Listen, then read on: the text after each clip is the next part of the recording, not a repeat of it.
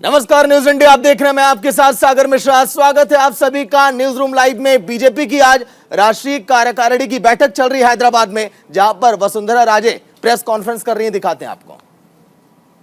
सोच था और उनका जोर था कि बूथ को मजबूत करना बहुत ही जरूरी है। बूथ अध्यक्ष, बूथ के कार्यकर्ता, उन लोगों से संपर्क साधना हमारे लिए बड़ी एक इम्पोर्टेंट है, क्योंकि वही छोटे कार्यकर्ता हैं जो सबसे इम्पोर्टेंट हमारे लिए हैं और जो एक्चुअली में फैल के इलाके के अंदर अपनी बात को सबके सामने रख सकेंगे। इस बीच में उन्होंने ये भी कहा कि संपर्क साधने के साथ साथ अंत्योदय के लिए एक गहन अभियान चलाने की जरूरत है। ये दोनों साथ साथ चलेंगे तो उसका फायदा कार्यकर्ताओं को भी मिलेगा और प्रदेश को भी मिलेगा और साथ में जनता को भी मिलेगा। आगे आने वाली अभी राष्ट्रीय कार्यकारिणी बैठक के लिए मैं 2 प्रस्ताव प्रेषित तो करे ही जाएंगे। एक तो राजनीतिक प्रस्ताव है, दूसरा अर्थव्यवस्था और गरीब कल्याण, ये भी पेश किए जाएंगे। और इन सभी प्रस्तावों के प्रारूपों के ऊपर पदाधिकारियों की जो बैठक अभी हुई है उसमें चर्चा हुई थी। ये भी we also felt that perhaps it's a good idea कि जिस प्रदेश के अंदर बैठक होगी उस प्रदेश की स्थिति के ऊपर एक स्टेटमेंट निकालने की जरूरत है। तेलंगाना की स्थिति पर भी राष्ट्रीय कार्यकारिणी की बैठक में एक स्टेटमेंट जारी किया जाएगा। राष्ट्रीय पदाधिकारी बैठक में जो संगठन के कार्यक्रम हैं और संगठन की मजबूती के लिए उन कार्यक्रम पर चर्चा करके पूछताछ करने का प्रयास किया गया कि वो आगे कैसे बढ़ रहे हैं, और ये भी बताया गया कि थोड़ा सा ट्वीक इधर उधर करके उसको और आगे बढ़ा के उसको और सशक्त करने का काम अगर हम लोग करेंगे तो पार्टी को उसका भी फायदा मिलेगा। शॉर्ट पॉइंट्स में हर बूथ पे कम से कम 200 एक्टिव कार्यकर्ताओं को बाहर निकालने का काम और व्हाट्सएप ग्रुप तैयार करने का काम जो नीचे तक लोगों को जोड़ने का काम करेगा। फिर मन की बात जो कार्यक्रम है उसके ऊपर किस तरीके से सुचारू तरीके से हम लोग उसका संचालन कर सकते हैं और उसको और आगे कहां तक फैलाने का काम कर सकते हैं, उसके बारे में भी बातचीत हुई। पन्ना प्रमुख को तैयार करने पर चर्चा हुई। ये सोचा है हमारे अध्यक्ष जी ने भी और सब लोगों ने जिन्होंने पार्टिसिपेट किया डिस्कशन के अंदर कि इतने सारे कार्यक्रमों में इसकी इंपॉर्टेंस को हम नहीं भूलें और इसको और सुदृढ़ और मजबूत बनाने की कोशिश करें, क्योंकि यही फाउंडेशन है जिस फाउंडेशन के ऊपर हमारी इमारत बनेगी। ये पन्ना प्रमुख ही है जिस पन्ना प्रमुख के ऊपर हमारे आगे के इलेक्शन का कार्यक्रम निर्भर होगा। बूथ सशक्तिकरण का अभियान ये हर सप्ताह हमारे प्रदेश अध्यक्ष और हमारे संगठन मंत्री उसकी समीक्षा करेंगे। ये जरूरी है, क्योंकि अगर हर हफ्ते हर 15 दिन के अंदर हम लोग इसके बारे में बातचीत करते रहेंगे, उसकी समीक्षा करते रहेंगे, तो एक्चुअली में ग्राउंड लेवल के ऊपर क्या हो रहा है, काम हो रहा है, वो कहां तक पहुंचा है, इसकी जानकारी भी हम तक पहुंच जाएगी। सबसे इंपॉर्टेंट जो कार्यक्रम अब हमारे सामने आ रहे हैं और जिसके ऊपर डिस्कशन हुआ वो थे आजादी के अमृत महोत्सव का कार्यक्रम। इसका कैसे क्या आयोजन अलग अलग स्टेट्स के अंदर होगा, देश के अंदर होगा, और उसके साथ साथ एक बहुत महत्वपूर्ण कार्यक्रम जिसमें हर घर के अंदर तिरंगा, ये एक कार्यक्रम है, हर घर तिरंगा कार्यक्रम, उसको सफल बनाने के लिए देश को किस तरीके से एकजुट करके एक बड़ा आंदोलन खड़ा करने का हम प्रयास करें। ये हर घर तिरंगा एक अपने आप में आंदोलन बन जाएगा, लोगों को एकजुट करेगा, लोगों को जोड़ेगा और उसका भी फायदा पूरे देश के अंदर होगा। ये हमारा लक्ष्य है कि करीबन 20 करोड़ लोगों तक पहुंचे। फिर हमारे पास साथ साथ इसके अभी हमारे पास काउंटिंग समथिंग लाइक 30 करोड़ लाभार्थी। इन तक हम कैसे पहुंच सके, इनसे कैसे बात कर सकें, इनको कैसे कंफर्ट लेवल देने का काम करें कि भाई ये जो लाभार्थियों का कार्यक्रम हम लोगों ने किया है उससे किस तरीके से फायदा उनको पहुंचा है और आगे इसको किस तरीके से हम बढ़ा सकें। इन सब चीजों के ऊपर बातचीत हुई, डिस्कशन हुआ और आगे के कार्यकारिणी की इसके जो अपनी आगे की मीटिंग होने जा रही है उसके लिए क्या क्या तैयारियां करनी है, इसके साथ साथ उसके ऊपर भी बातचीत हुई। Basically, I've given you an idea of what we went through in these last 2 hours, 3 hours, and the discussions that took place.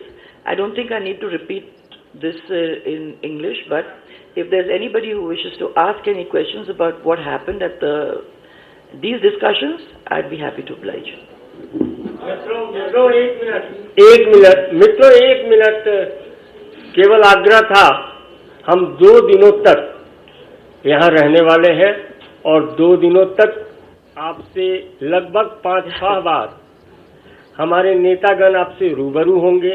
कई सारे प्रश्न आपके पास है, उन कई सारे प्रश्न आपके पास है। संजय जी, इतना अच्छा लगा, इतने सारे लोग यहाँ आए हैं और मैंने पार्टी और ये जो संगठन के कार्यक्रम उसमें। तो चलिए, एक बड़ी खबर आ रही है आपसे। कुछ ही देर में पीएम नरेंद्र मोदी भी बीजेपी के राष्ट्रीय कार्यकारिणी में पहुंचने वाले हैं। 119 विधानसभा सीटें तेलंगाना में। बीजेपी लगातार इस तैयारी में कि कैसे मिशन साउथ में इस बार अपना कब्जा जमाया जाए। बात करें तेलंगाना की तो 119 दिग्गज नेताओं को तैयार किया जा रहा है। तमाम बड़े केंद्र के नेता जेपी नड्डा, पीएम नरेंद्र मोदी, गृह मंत्री अमित शाह सभी इस बैठक में शामिल होने के लिए पहुंचे। वसुंधरा राजे को भी आप सुन रहे थे, जिन्होंने जिक्र किया कि हमारी प्लानिंग इस बार विपक्ष को हराने की और आने वाले समय में परिवारवाद, वंशवाद भी पूरी तरह से आप खत्म देखेंगे इस एजेंडे में, वो भी मुख्य बिंदु है। बीजेपी का मिशन साउथ। थोड़ी देर में पीएम नरेंद्र मोदी पहुंचने वाले हैं। उनके स्वागत के लिए तमाम बीजेपी के दिग्गज नेता आपको दिखाई देंगे। राष्ट्रीय कार्यकारिणी में पीएम नरेंद्र मोदी शामिल होंगे। केंद्र के तमाम बड़े नेता, 119 बड़े चेहरे राष्ट्रीय कार्यकारिणी में पहुंचे हैं। जेपी नड्डा ने रोड शो भी किया वहां पर, ताकि कैसे शक्ति प्रदर्शन करे बीजेपी, अपनी ताकत का अंदाजा लगाए विपक्ष को। तेलंगाना में 119 विधानसभा सीटें, 119 बड़े चेहरे अगर उतरेंगे मैदान में तो फिर जाहिर सी बात है कि बीजेपी का दबदबा इस बार के चुनाव में देखा जा सकता है।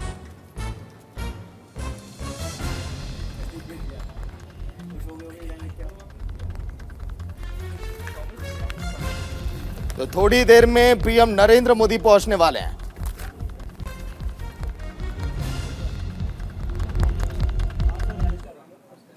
वहीं अगर बात करें कार्यकारिणी की बैठक की तो यहां पर किस तरह से तैयारियां की गई हैं, बीजेपी के कितने नेता पहुंचे हैं, पूरे कार्यक्रम का जायजा लिया हमारी वरिष्ठ सहयोगी प्रीति चौहान ने। देखिए आप। इस वक्त मैं हैदराबाद के इंटरनेशनल कन्वेंशन सेंटर में हूं और ये आप देख सकते हैं मेरे पीछे, ये नोवाडेल होटल और कन्वेंशन सेंटर की तस्वीर है, जहां पर बीजेपी ने 3 दिवसीय राष्ट्रीय कार्यकारिणी की बैठक रखी है और आसपास के विजुअल्स को आप देख रहे हैं। और साथ ही मैं आपको बता दूं कि देखिए यहाँ पर 3 दिनों का राष्ट्रीय कार्यकारिणी की बैठक है, जिसकी शुरुआत कल हो गई थी और इसकी शुरुआत मैं आपको बता दूं बीजेपी के राष्ट्रीय अध्यक्ष जेपी नड्डा ने की थी। और जेपी नड्डा ने कल road show airport Hyderabad airport से, जो कि राजीव गांधी इंटरनेशनल एयरपोर्ट है हैदराबाद का, राजीव गांधी इंटरनेशनल एयरपोर्ट से जुलूस निकालकर यानी कि रोड शो निकालकर एयरपोर्ट से लेकर के इस कन्वेंशन सेंटर तक इसका आगाज किया। भव्य शुरुआत हुई इस कार्यकारिणी बैठक की। और मैं आपको बता दूं कि ये कार्यकारिणी बैठक बहुत लंबे सोच के लिए बुलाई गई है। हालांकि हर 3 महीने में कार्यकारिणी की बैठक होती है, लेकिन ये जो कार्यकारिणी बैठक है, और देखिए लोकेशन आप समझिए, हैदराबाद डेस्टिनेशन है और हैदराबाद के डेस्टिनेशन को चुनकर यहाँ पर रखने का मतलब बहुत गहरा होता है। गहराई से इस बात को समझने की जरूरत है कि आखिर हैदराबाद को इस कार्यकारिणी राष्ट्रीय कार्यकारिणी की बैठक के लिए हैदराबाद को क्यों चुना गया। तो हैदराबाद एक्चुअली जो बीजेपी है वो 2024 के लिए प्लानिंग कर रही है और 24 की प्लानिंग ये है कि अब साउथ यानी कि दक्षिण भारत के राज्यों को बीजेपी साधना चाहती है और साधने के लिए बीजेपी अभी से रणनीति बना रही है। कैमरा पर्सन चेतन के लिए मैं प्रीति चौहान, न्यूज इंडिया 24/7 हैदराबाद से। अगर हम बात करें सन 2014 की, जब से पीएम नरेंद्र मोदी सत्ता में आए, बीजेपी की तीसरी ये बड़ी राष्ट्रीय कार्यकारिणी आप देख रहे हैं हैदराबाद के अंदर। वहीं रामचंद्र राव बीजेपी के नेता भी पहुंचे इस राष्ट्रीय कार्यकारिणी में। हमारी वरिष्ठ सहयोगी प्रीति चौहान ने उनसे भी बातचीत की है। क्या कुछ कहा उन्होंने, सुनिए आप। नेशनल कन्वेंशन सेंटर में मेरे साथ रामचंद्र राव जी हैं, जो पूरी तैयारी यहाँ पर देख रहे हैं और साथ ही बीजेपी के दिग्गज नेताओं में इनका नाम शुमार है साउथ के यानी कि दक्षिण भारत में। सर, इस पूरी कार्यकारिणी बैठक के पीछे जो रणनीति है, क्योंकि हैदराबाद में ये पूरी की पूरी कार्यकारिणी की बैठक बुलाई गई है, तो इसको आप किस रूप में देखते हैं? पहले तो ये दूसरी बार है। 2004 में अटल बिहारी वाजपेयी जी प्रधानमंत्री थे, तो यहाँ पर यही राष्ट्रीय कार्यकारिणी की समिति हुई थी यहाँ पर बैठक, और उसके बाद आज 18 साल के बाद हैदराबाद में हो रही है। इस हैदराबाद में जो 18 साल के बाद हो रही है, इसमें जो राजनीतिक महत्व बहुत रखता है, क्योंकि हम दक्षिण में भी भारतीय जनता पार्टी को यहाँ पर सत्ता में लाना चाहते हैं कई राज्यों में। आज हम कर्नाटक में सत्ता में, आज पांडुचेरी में हम सत्ता में, कल तेलंगाना में हम जरूर सत्ता में आएंगे। और यहाँ का जो प्रभाव जो रहेगा, इस समिति की जो बैठक यहाँ हो रही है, इसका प्रभाव रहेगा। कैमरा पर्सन चेतन के लिए मैं प्रीति चौहान, न्यूज इंडिया 24/7 हैदराबाद से। अगर हम बात करें, पूर्व केंद्रीय मंत्री शिव प्रताप शुक्ला भी पहुंचे इस बड़ी बैठक में। क्या कुछ कहा उन्होंने, वो भी आपको सुनाते हैं।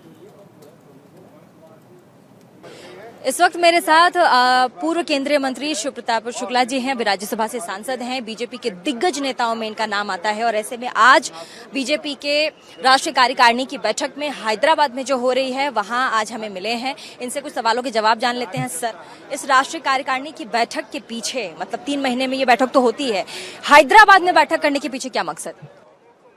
देखिए, हैदराबाद में नहीं, जो स्टेट मांगता है, जब एक कार्यकारिणी खत्म होती है दूसरा स्टेट जब मांगता है, तो तेलंगाना में भारतीय जनता पार्टी ने मांगा था, और उसी क्रम में भारतीय जनता पार्टी की यह राष्ट्रीय कार्यकारिणी हो रही है।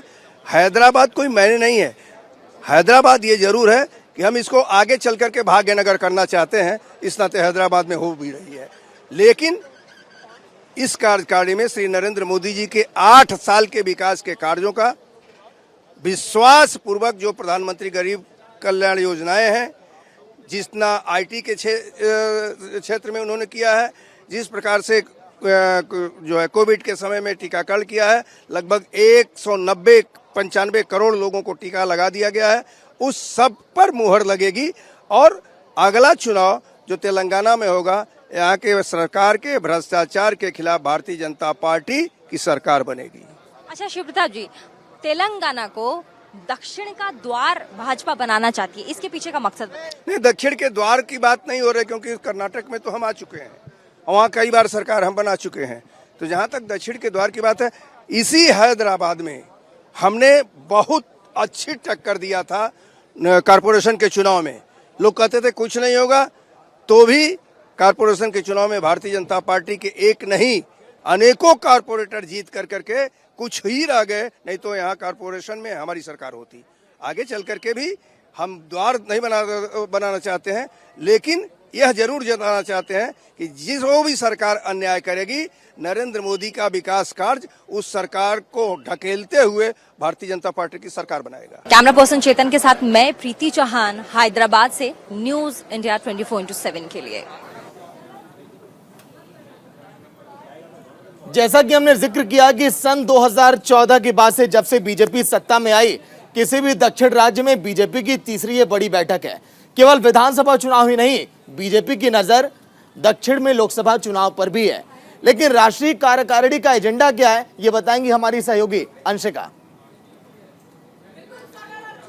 कि एजेंडा क्या है ये जानना बहुत ज्यादा जरूरी है, और ऐसे में भारतीय जनता पार्टी की कार्यकारिणी की जो बैठक है वो कई मायने में खास हो जाती है। सबसे पहले एजेंडा समझिए कि आखिर भारतीय जनता पार्टी का एजेंडा क्या है। बीजेपी की 2 दिन की राष्ट्रीय कार्यकारिणी की बैठक है और इसको कई मायने में खास माना जा रहा है। बीजेपी की 2 दिन की इस बैठक के अलावा इस एजेंडे में अगर हम देखें तो लोकसभा और विधानसभा चुनाव की रणनीति बनेगी। अगर बात करें दक्षिण भारत की तो 5 राज्यों की लगभग 100 लोकसभा सीटें हैं दक्षिण भारत में, और दक्षिण भारत की इन 100 लोकसभा सीटों को साधने के लिए लगातार भारतीय जनता पार्टी रणनीति तैयार कर रही है। और ऐसे में ये तीसरी बड़ी बैठक है 2014 से अभी तक की। अगर हम देखें तो परिवारवाद और वंशवाद पर चर्चा आज अगर हम देखें तो इस बैठक में किया जाएगा, और थोड़ी ही देर में क्योंकि प्रधानमंत्री नरेंद्र मोदी संबोधित करेंगे, इस पूरे बैठक को संबोधन होगा उनका। अमित शाह, राजनाथ सिंह समेत सभी राज्यों के सीएम इसमें शामिल है। लगभग 19 राज्य ऐसे हैं जहां के सीएम शामिल है इस कार्यकारिणी की बैठक में। तेलंगाना में पैर जमाने में भारतीय जनता पार्टी लगी है, और ऐसे में देखना होगा कि आखिर इसमें कितनी सफल होती है भारतीय जनता पार्टी। सागर जिस तरीके से बताया मैंने अभी एजेंडा कि आखिर एजेंडा क्या है भारतीय जनता पार्टी का, उसमें सबसे महत्वपूर्ण बात तो यह है कि महाराष्ट्र के अमरावती में उदयपुर जैसी एक और वारदात हुई है। एक बड़ी खबर इस बीच सामने आ रही है। आपको बता दें कि अमरावती में उदयपुर जैसी एक बड़ी वारदात हुई है। 50 साल के शख्स की बेरहमी से हत्या हुई है। एनआईए की टीम जांच के लिए पहुंची। 21 जून को शख्स की हत्या हुई। शख्स ने नुपुर शर्मा का समर्थन किया और सोशल मीडिया पर समर्थन किया था। तो बड़ी खबर इस वक्त की 21 जून को पहली वारदात, और अब देखिए शख्स ने नुपुर शर्मा का समर्थन किया था, सोशल मीडिया पर समर्थन किया था इस शख्स ने।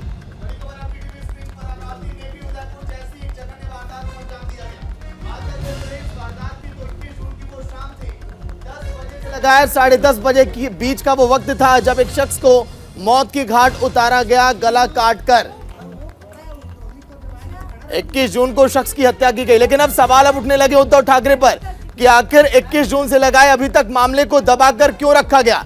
अगर शख्स की हत्या की गई तो फिर इस खबरों को क्यों नहीं सामने आने दिया गया, क्या कोई कार्रवाई की गई?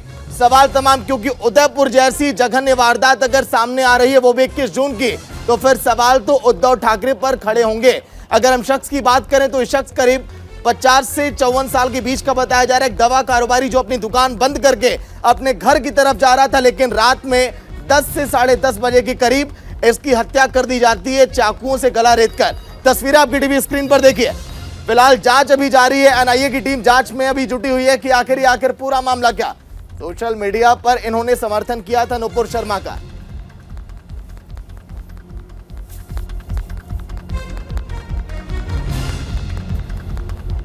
सहयोगी संजीव लाइव जुड़ गए पूरी जानकारी के साथ। संजीव, 21 जून की घटना 10 बजे से रात 10:30 बजे के बीच की है। मामले को लगभग देखिए 10 से 12 दिन तक दबाया जाता है, और आज ये मामला सामने आया जब उदयपुर की घटना सामने आई। तो संजीव, देखिए बिल्कुल जाहिर सी बात है कि देश में जिस तरह से, क्योंकि ये जो 2 प्रकरण हुए हैं हाल ही में, और ये जो घटना है ये उदयपुर से पहले की है, और जिस तरह से पूरी घटनाक्रम को जो है छुपाया गया या फिर उसको दबाया गया, तो जाहिर सी बात है इससे साफ पता चलता है। हालांकि इस पूरी घटनाक्रम में जो पीड़ित था, जो कि मृतक है, वो जो उमेश कोहलू, वो अपनी जो केमिस्ट की वहाँ पर दुकान चलाता था, अपने जो बेटे और उसकी बीवी के साथ जब वो घर जा रहा था, तभी रास्ते में घात लगाए बैठे लोगों ने उस पर हमला किया और उसकी गर्दन पर वार किया। हालांकि हॉस्पिटल उसको गंभीर हालत में उसके बेटे बहू लेकर गए, जहां पर उसकी मौत हो गई थी। लेकिन इस पूरी प्रकरण में जो सामने ये आया है निकल करके कि उसने नुपुर शर्मा के समर्थन में एक पोस्ट जो है वो मुस्लिम जो युवक थे या मुस्लिम जो कम्युनिटी के जो लोग थे उनके ग्रुप में वो पोस्ट गलती से चली गई संजीव थी। लौट कर आऊंगा। उनके परिवार महाराष्ट्र के अमरावती में उदयपुर जैसी ये वारदात, लेकिन सवाल अभी है कि क्या 21 जून को महाराष्ट्र में सियासी हलचल शुरू हो चुकी थी, इसीलिए उद्धव ठाकरे ने मामले को क्या दबाने की कोशिश की? सवाल यह भी कि क्या उद्धव ठाकरे नहीं चाहते थे कि इस तरह की खबरें सामने आने के बाद उनकी और भी ज्यादा किरकिरी हो? क्योंकि उदयपुर जैसी अगर वारदात सामने आती है महाराष्ट्र में और अगर इस मामले को दबाया जाता है तो फिर पिछली सरकार पर सवाल तो खड़े होंगे, क्योंकि शिंदे वही वक्त था जब बगावत करके बीजेपी के पाले में जाना चाहते थे और उद्धव ठाकरे नहीं चाहते थे कि हमारी किरकिरी हो। बड़ी खबर जो आप देख रहे हैं, 50 साल के शख्स की बेरहमी से हत्या, एनआईए की टीम अब जांच में जुटी है। 21 जून की वो रात जो उस डॉक्टर यानी कि केमिस्ट की आखिरी रात थी, दुकान बंद करके घर की तरफ तो निकला था वो बड़ी उम्मीद के साथ, लेकिन नुपुर शर्मा के समर्थन में जो उसने सोशल मीडिया पर पोस्ट किया, देखिए किस तरह से उसको मौत के घाट उतार दिया गया। सहयोगी संजीव लगातार अपडेट दे रहे हैं। क्या संजीव यही वजह हो सकती है? महाराष्ट्र में सियासी हलचल की शुरुआत हो चुकी थी, उद्धव ठाकरे नहीं चाहते थे कि हमारी किरकिरी हो, इस तरह की खबरें सामने आए। देखिए बिल्कुल जाहिर सी बात है, क्योंकि जब राजनीतिक हलचल जो है महाराष्ट्र में चल रही थी उस वक्त की ये घटना है और इसीलिए पूरी इस घटनाक्रम को जो है कहीं ना कहीं दबाया गया या फिर इस घटनाक्रम को जो है सामने नहीं आने दिया गया। और जाहिर सी बात है क्योंकि जिस तरह से उद्धव सरकार को लेकर के जब उस समय उठापटक चल रही थी, तमाम जो उनके जो विधायक थे वो बागी हो गए थे, तो ये पूरी घटनाक्रम उस समय दबा दिया गया। हालांकि अगर ये घटना उस समय बाहर आती तो जाहिर सी बात है कि बड़ा इसमें हंगामा होता और बहुत सारा इसमें एक जो है राजनीतिक में चर्चा का विषय बनता और देश में कहीं ना कहीं इससे बहुत ज़्यादा उद्धव सरकार के खिलाफ गलत मैसेज भी जाता। लेकिन अब जिस तरह से पूरा ये घटनाक्रम हुआ है तो जाहिर सी बात है इसको लेकर के कि लोगों की मानसिकता क्या है। अगर किसी ने कोई पोस्ट भी की उसको लेकर के उसकी हत्या कर दी जाएगी। ये दूसरी घटना है जो है उदयपुर और अब ये जो है जो अमरावती में जो हुई है।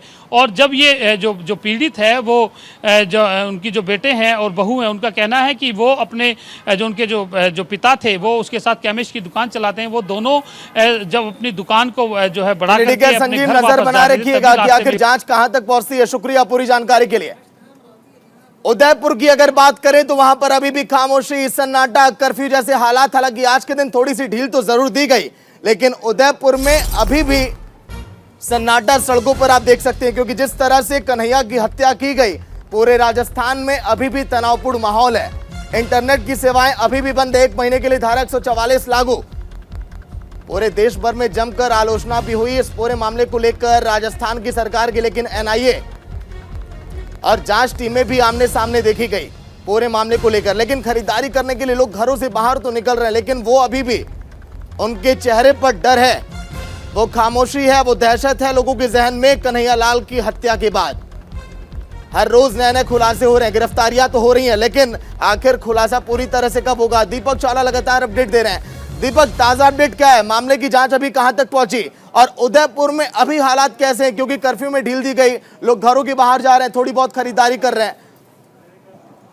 देखिए, कर्फ्यू में दोपहर 12 बजे से 4 बजे तक की जो ढील है उदयपुर के अंदर वो दी गई है। जिस जगह उनकी दुकान थी मृतक कन्हैया लाल की, वो बाजार जो है वो भी खोल दिया गया है। लोग सड़कों पर आए हैं, खरीदारी कर रहे हैं। लोगों के लिए एक राहत है क्योंकि पिछले 3-4 दिन से लोग जो है घर में अपने कैद थे, कर्फ्यू की वजह से घर से बाहर नहीं निकल पाए थे, लेकिन अब वो घर से निकल रहे हैं। लेकिन कहीं ना कहीं लोगों में डर है, क्योंकि ऐसी घटना शायद भारत के इतिहास में कभी देखी गई हो। तालिबानी तरीके से जिस तरह से हत्या की गई, तो लोगों के मन में डर भी है और लोगों के मन भी गुस्सा है। और इस गुस्से की वजह से पूरे राजस्थान में कहीं ना कहीं इंटरनेट बंद कर दिया है। कहीं पब्लिक का, आम जनता का जो गुस्सा है वो बाहर ना निकल जाए, इसलिए शायद इंटरनेट बंद कर रखा है और धारा 144 लगी हुई है। वहीं अब से कुछ देर में जो है जयपुर के अंदर एनआईए कोर्ट है, उनमें सभी आरोपियों को लाया गया है और यहाँ पर जो है अंदर पेशी चल रही है। इस वक्त चारों आरोपी अंदर है और एनआईए उनसे जो है कोर्ट से रिमांड मांगेगा। देखना ये होगा कि एनआईए कोर्ट जो है उनको कितने दिन की जो रिमांड है वो दी जाएगी। इसके अलावा जब जयपुर कोर्ट के अंदर जैसे ही उन आरोपियों को लाया गया तो वकीलों ने वहां पर नारेबाजी की और वकीलों ने भी ये मांग की कि सभी को जो है फांसी की सजा दी जाए। ठीक है दीपक, नजर बना रखिएगा। बहुत बहुत शुक्रिया पूरी जानकारी के लिए। उदयपुर में जिस तरह से दरिंदों ने एक जघन्य वारदात को अंजाम दिया, अभी भी वहां पर लोगों के जहन में दहशत का माहौल है। लोग अभी भी डरे हुए, लोग परेशान हैं, लोग घरों से निकलने में कतरा रहे हैं। लेकिन लोगों को इंतजार है कि आखिर उदयपुर में सामान्य जीवन एक बार फिर कब होगा, कब जिंदगी एक बार फिर से पटरी पर लौट कर आई।